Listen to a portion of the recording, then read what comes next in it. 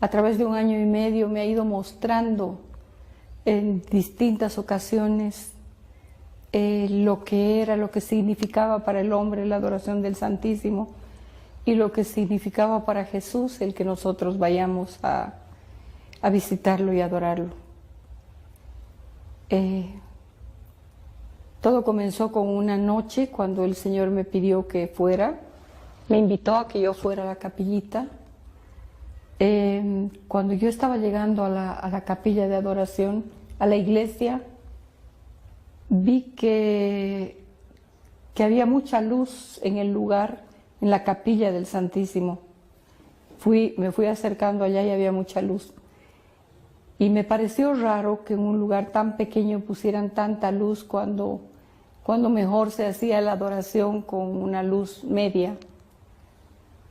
Pero al ir acercándome al lugar, había música, era música de distintos coros, como niños, grandes, mujeres, hombres. Y como que me sobresaltó el corazón porque yo había oído en otra oportunidad esa misma música, ese mismo coro. Cuando fui acercándome, las voces se iban apagando y la capilla se iba haciendo un poco más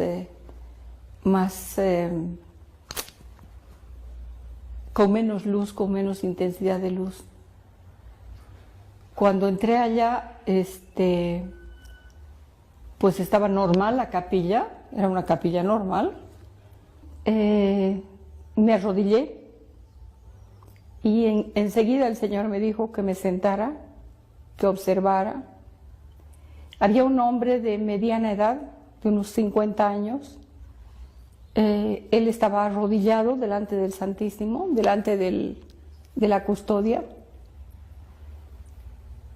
Y Jesús en ese momento desapareció la custodia y vi a Jesús que se acercó al hombre y lo abrazó y le dio un beso aquí, en la mejilla. Jesús. Pero el hombre parecía no notar nada y me quedé mirando, supe que iba a ser otro día de enseñanza de parte del Señor. El hombre estaba rezando, él rezaba, y Jesús, sentado delante de él en un trono muy hermoso, lo escuchaba atentamente. Como que él escuchaba lo que el hombre estaba diciéndole. Y Jesús hacía así, miraba al cielo como intercediendo por el hombre, diciéndole al Padre, seguramente escúchalo. Luego Jesús lo bendijo y desapareció la visión. Y yo en ese momento me puse a pensar qué grande es el saber que Él está esperándonos y escuchándonos. Él está allí para escucharnos, para recibir nuestras oraciones. Y Él intercede, Él intercedió ante Dios para que escuche las oraciones del Padre y las oraciones de aquel hombre que estaba. Un momento después o un día después en otra adoración, en ese momento el Señor me dijo que mirara yo hacia la capilla grande y en la capilla grande había un momento de adoración de otro día, era una visión que me mostraba el Señor y había mucha gente que pasaba delante del Santísimo mascando chicle, con caramelos en la boca, conversando, agarrándose de las manos, mujeres con escotes muy grandes, con la falda corta, vestidos inadecuadamente para estar en la presencia de Dios. Y yo vi la tristeza en la cara de Jesús, por la falta de respeto ante la dignidad de Dios. Y yo me acuerdo que en ese momento sentí lástima, sentí pena por ser parte de todo esto y por la tristeza de Jesús, pero sentí pena, sentí furia también.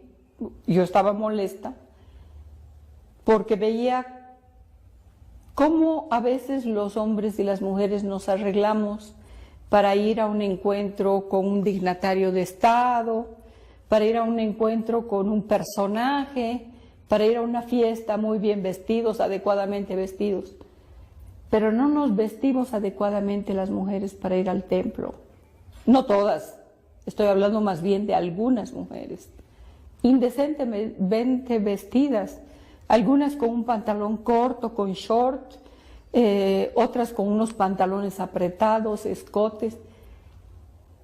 Y siempre pienso lo mismo, que la mujer se respeta a sí misma por la forma en que está vestida. No necesita estar vestida lujosamente, pero sí dignamente para ir a la casa de Dios. Ir vestida inadecuadamente a la casa de Dios es faltar al respeto a Dios, faltar al respeto al sacerdote que está ahí y faltarse al respeto a sí misma. Es una falta de respeto y no la entendemos. Inclusive ese día habían muchachas jóvenes, mujeres jóvenes, que estaban mejor vestidas que mujeres más grandes de 40, 45 años. Sus hijas iban mejor vestidas que ellas. Luego en otro lugar de la capilla, de la iglesia grande, habían parejitas de enamorados, y el Santísimo expuesto ahí, el Señor expuesto, sin ningún respeto. Y pedí perdón al Señor porque me daba vergüenza. Decía yo, si realmente nosotros estuviésemos conscientes de la presencia de Dios ahí. En una otra oportunidad, cuando yo estaba ahí en presencia del Señor en adoración, vi como una persona que se acercaba para ir a adoración del Santísimo iba custodiada por 4 ángeles, eran 3 ángeles vestidos como de plateado, uno a cada lado y otro atrás. Y delante iba un ángel con mucha luz dorada. Y yo no sé quiénes eran los 3 ángeles que eran compañía, pero sé que el ángel que estaba con luz dorada era el ángel de la guarda. Jesús dijo, cuando ustedes vienen aquí a visitarme, los ángeles los invitan, ellos los custodian, porque en el momento que nosotros vamos a ir a adoración, a mucha gente le ocurre que hay problemas, el demonio está dando vueltas para evitar que nosotros vayamos a adorar al Santísimo Sacramento. Y nos pone problemas, un problema en la casa, otro en la calle, cosas para impedir que nosotros lleguemos allá, por todas las gracias que recibimos. Las veces que yo he entrado a esa capilla del Santísimo, la luz que se desprendía de la custodia irradiaba así en todo el lugar, bañando a toda la gente. La gracia de Dios derramándose. Y en una otra oportunidad se me permitió ver cómo de capilla en capilla estaban 2 iglesias cerca la una de la otra, y cuando van saliendo como aros, van saliendo las luces, de allá la gracia del Señor se va derramando, y se van juntando de una capilla a otra, van entrelazándose, y toda esa área está protegida y toda esa área está cubierta por la gracia de Dios, por la luz que irradia la presencia del Santísimo Sacramento. Y el lugar donde yo vivo, en Mérida, Yucatán, tiene la gracia de que hay muchas capillas de adoración perpetua del Santísimo Sacramento. Tal vez por eso es el lugar más protegido en México, tal vez. El lugar donde menos violencia y donde menos cosas feas se ven. Y debe ser seguramente porque hay muchas capillas de adoración del Santísimo. En una oportunidad el Señor me pidió como a las 3, 4 de la mañana desperté yo y con una visión muy fuerte me senté en la cama y pude ver cómo gente que entraba, pero eran como sombras oscuras, gente mala, que entraban a la capilla, rompían el sagrario, sacaban las hostias de ahí, se las llevaban y hacían barbaridades con las hostias, barbaridades. Ni quiero mencionar, no quisiera, porque por no dar idea a los satánicos de todas las barbaridades que hacen. Pero fue un dolor tan grande para mí. Yo me acuerdo que esa noche empecé a llorar a sollozos, pidiéndole a Jesús que así como Él tiene el poder de hacerse presente en el sacramento de la Eucaristía, pues que Él salga de allá para que no permita que hagan tantas barbaridades con su cuerpo, su sangre, su alma y su divinidad. Le pedía, Señor, sal de esas hostias, no permitas que hagan eso. Yo me puse a llorar mucho, pero al momento yo sabía que junto conmigo habían otras voces que estaban llorando igual. Éramos muchas personas las que llorábamos, y sobre todo había un sollozo muy delgado, que yo supe inmediatamente por una gracia de Dios que era la Virgen Santísima quien lloraba junto conmigo. Y hasta los sollozos del Señor, de Jesús. O sea, un dolor tremendo, tremendo de ver todo eso que estaba pasando. Yo esa noche lloré mucho, me vestí, me fui a hacer la visita al Santísimo Sacramento para reparar aquello. Y me puse a pensar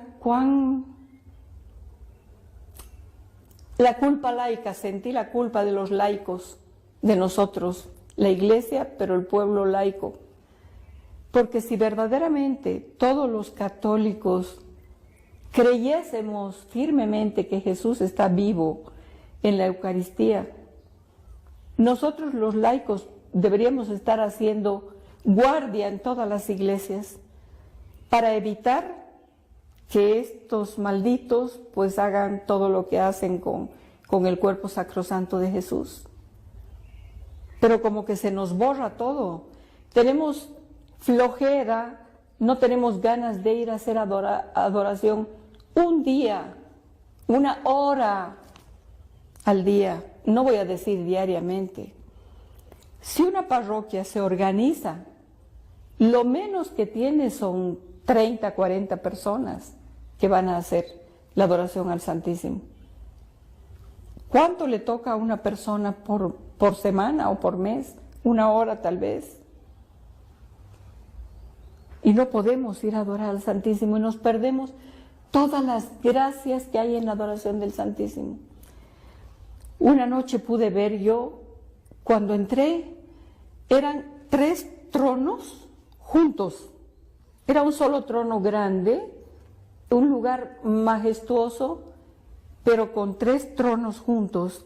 Tenía muchas piedras preciosas de colores. Era como si el trono aquel tuviera luz propia, pero de distintos colores. Y ahí vi a 3 Jesús, 3 personas Jesús, con la cara de Jesús, los 3 completamente iguales. Eran 3 distintos, pero eran iguales los 3. Uno estaba vestido de blanco, otro estaba vestido de dorado y el otro estaba vestido de rojo. Y entonces supe que el que estaba vestido de blanco era el Padre. Era la forma, el Padre no tiene cara, porque es espíritu. El Espíritu Santo tampoco. Pero al ser 3 personas, Jesús lo que quería era mostrarme que eran 3 personas iguales y un mismo Dios. Entonces, ¿qué sucede? Uno estaba vestido de blanco, que yo vi que podía ser el Padre. El otro estaba vestido de dorado, todo dorado, con una corona muy hermosa encima, que era Jesús. Y el otro estaba vestido de rojo, el Espíritu Santo. Y fue una visión de un momento y me sentí sobrecogida ahí, me postré en el suelo y dije, qué grande es Dios para querer mostrar a una criatura miserable como yo, a una pobre criatura, mostrarle aquello tan grande para que yo pudiera sacudir al pueblo de Dios y decirle que cuando nosotros vamos a hacer adoración, no solamente estamos adorando a Jesús, que ya es mucho, porque Él es Dios, sino a la Santísima Trinidad, porque donde está el uno están los tres, que no pueden separarse. En un momento vi parada al lado del trono a la Santísima Virgen María, hermosa, hermosa, con una corona muy bella, muy digna, muy reina, muy señora. A su lado había un señor que estaba con un rostro muy bondadoso, muy dulce, muy protegedor. Y inmediatamente yo supe que era la Virgen Santísima y San José. Detrás del trono habían muchos hombres, muchas personas. Yo no he llegado a contar los cuantos. Yo supongo después, es una apreciación mía, que pudieron ser los primeros apóstoles y los profetas del Señor. Pero delante del trono había un altar. Al mismo tiempo estaba la custodia y habían dos ángeles de rodillas a los dos lados. Yo allí entendí que el Señor muestra a los ángeles, nos muestra a los ángeles, nos habla de los ángeles y nosotros anhelamos ver los ángeles porque son parte del cielo. Pero no nos damos cuenta que cuando estamos en adoración es el cielo mismo el que está allí en adoración. Porque igual que en la Santa Misa he visto a un lado todos los santos y bienaventurados, miles de personas que están en el cielo y al otro lado millones de ángeles. Cuando uno está en adoración está el cielo entero delante de nosotros. Es el cielo que está ahí y nosotros buscamos placeres en cualquier parte. Buscamos aventuras de ir a buscar a Dios, muchas veces cantando en alguna secta, muchas veces escuchando una prédica bonita en otra secta.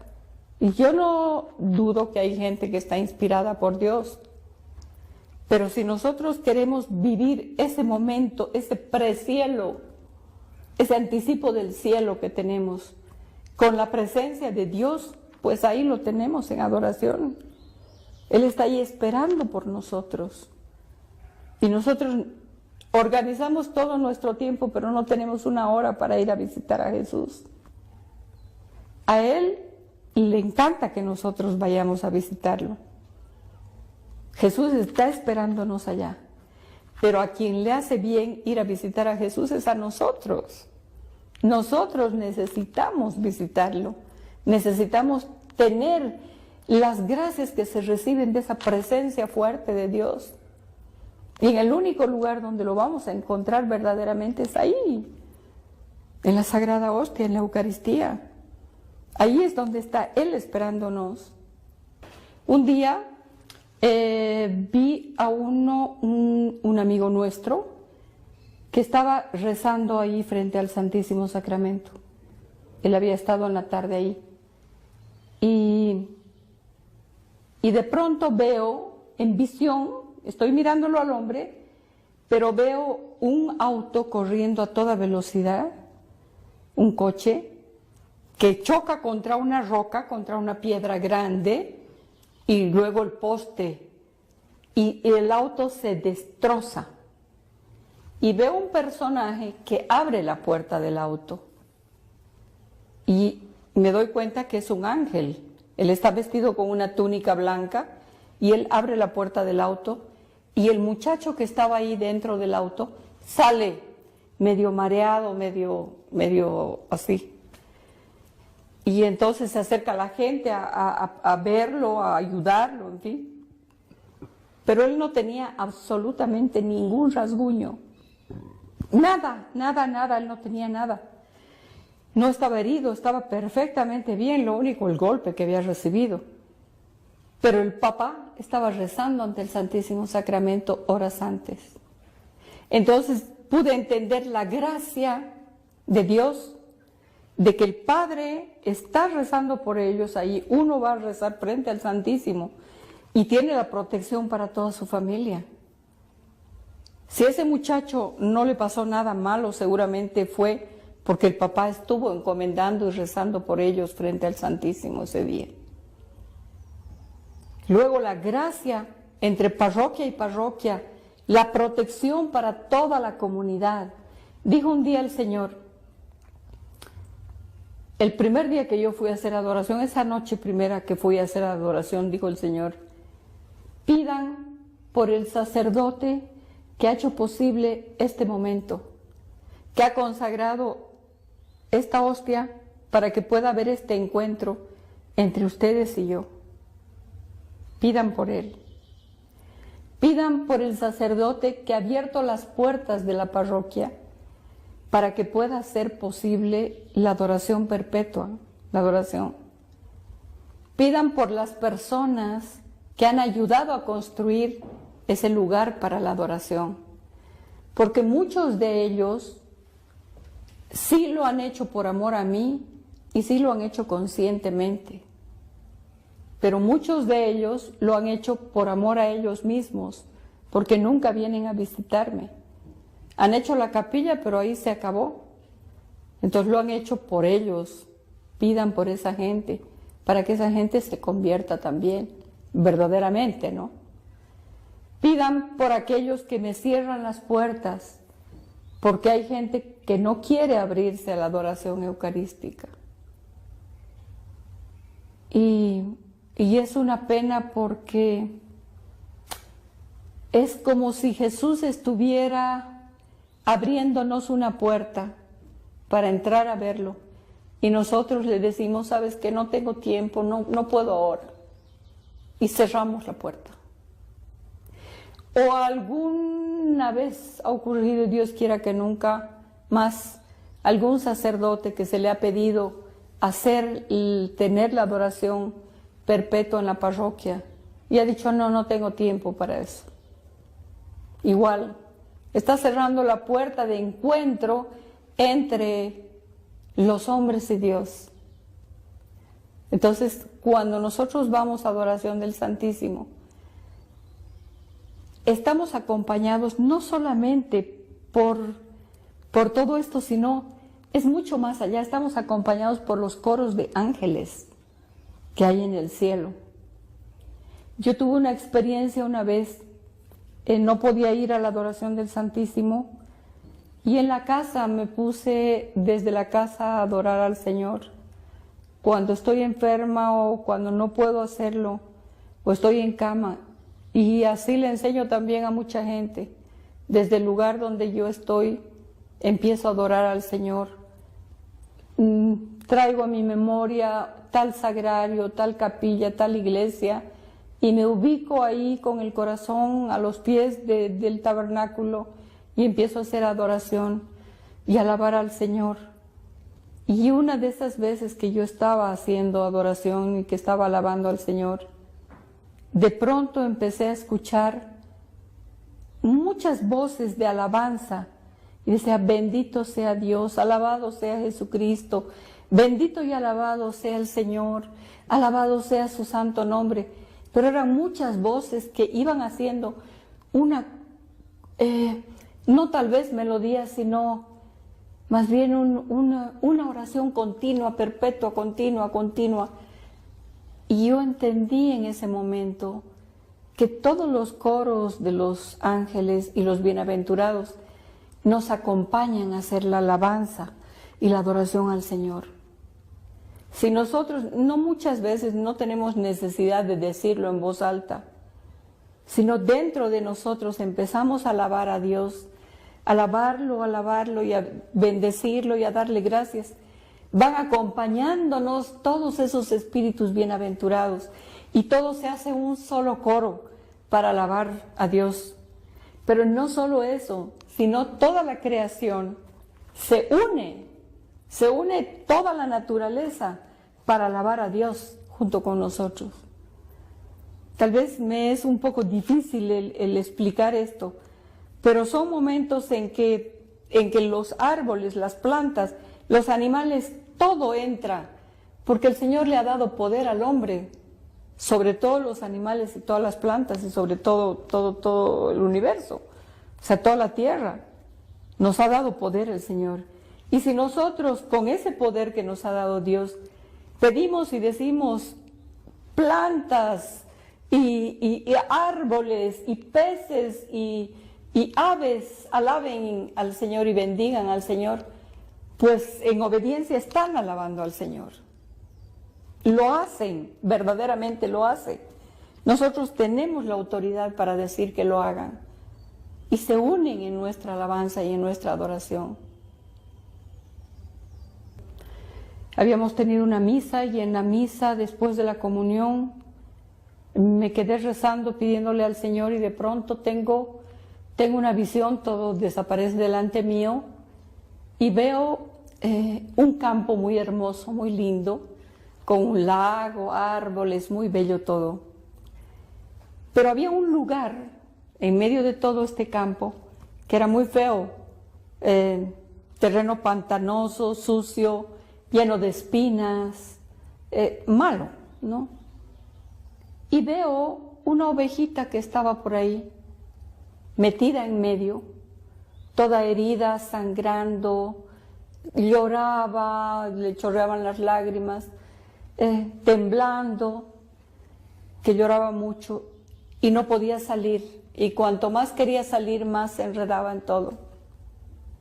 Veo una mujer que se va acercando con los brazos tendidos para la ovejita y me doy cuenta, la veo de atrás y puedo reconocer que es la Virgen María.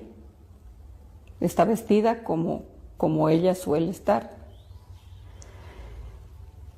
Veo que ella se acerca, estira las manos a la ovejita trata de salir pero se enreda más y no sabe si va a escapar de ella o si se va a acercar a ella y se lastima mucho más.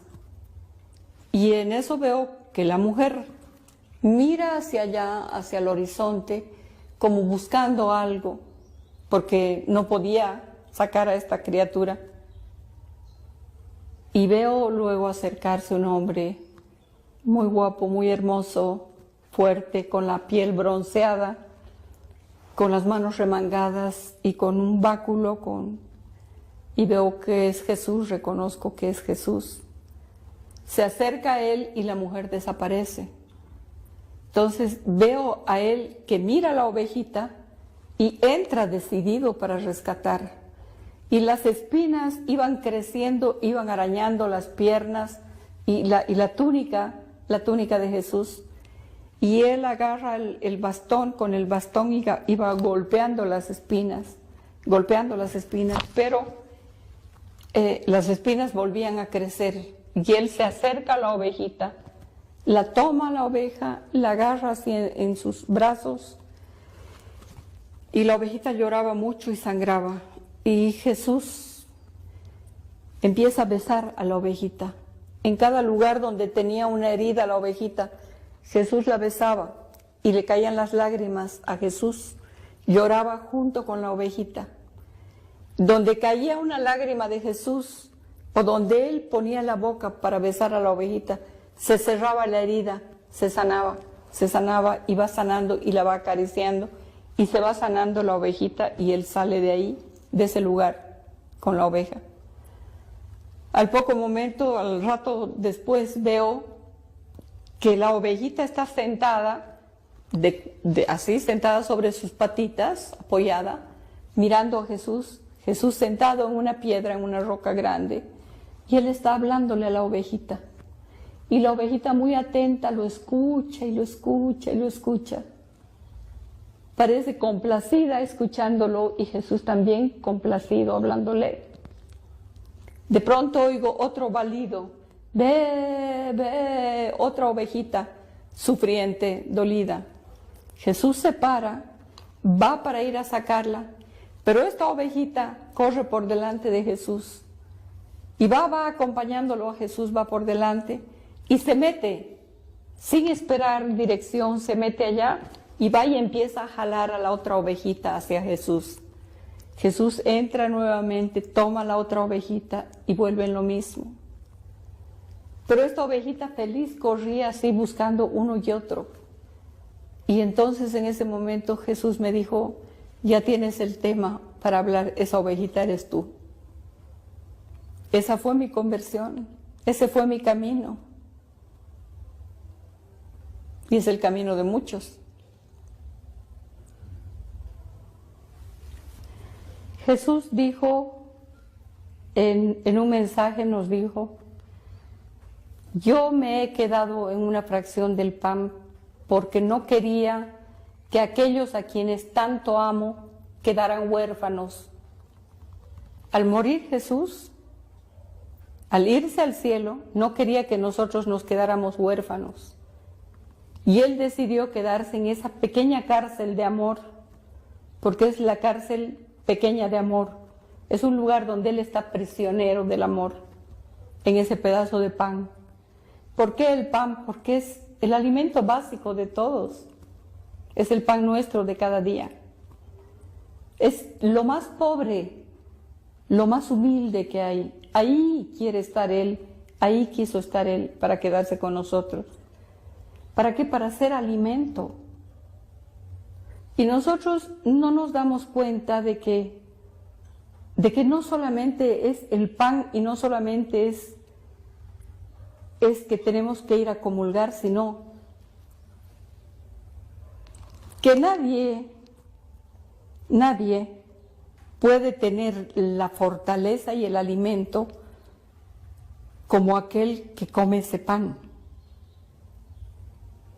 Sin ese pan y sin la fe en ese pan, en la presencia de Dios en ese pan, nosotros no podemos combatir al demonio, no podemos combatir al mundo que es nuestro enemigo, no podemos combatir a la carne nuestra que es nuestra enemiga.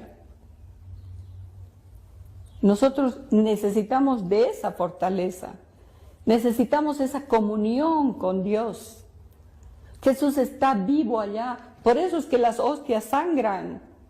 Ese es el motivo, Él está mostrándonos que está vivo en ese pedazo de hostia.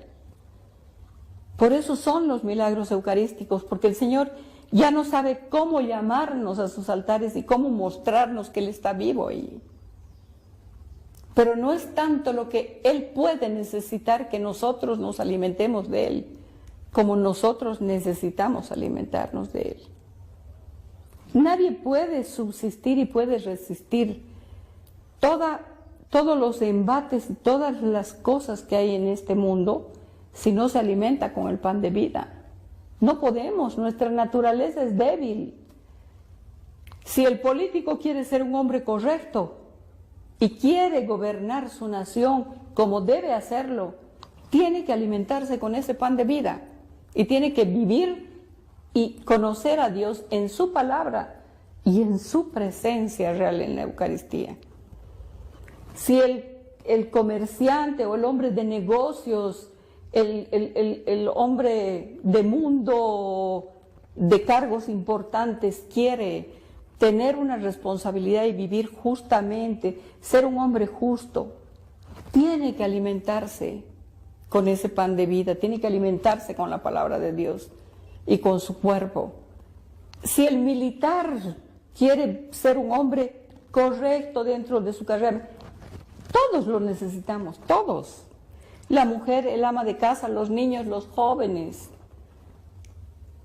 Nosotros tenemos que volver a esa dignidad de Dios en sus altares. A eso nos llama el Papa Benedicto XVI, a eso nos llamaba Juan Pablo II. A eso es lo que nos pide Dios. Dice Jesús que cuando nosotros vamos a hacer la adoración al Santísimo Sacramento, es como si estuviéramos tocándolo, como si estuviéramos abrazándolo, porque Él está abrazándonos y Él está tocándonos. Yo no sé si a todos les pasa, pero cuando yo voy a hacer adoración y estoy en la presencia de Él, Siento que todo Él me está envolviendo, que me está abrazando. Porque trato de vivir con mi espíritu todo eso que el Señor me ha mostrado. Pero quiero que todo el mundo lo viva. Porque entonces sí, el mundo va a cambiar. Cuando nosotros aprendamos a doblar la rodilla ante Dios. Una vez el Señor dijo, nunca el hombre es más hombre, la Virgen, nunca el hombre es más hombre que cuando dobla la rodilla ante Dios. Nunca. Puede ser político, puede ser industrial, puede ser un militar, puede ser un hombre de mando, un hombre importante. Solamente es importante cuando sabe doblar la rodilla ante Dios. Lo demás no tiene valor.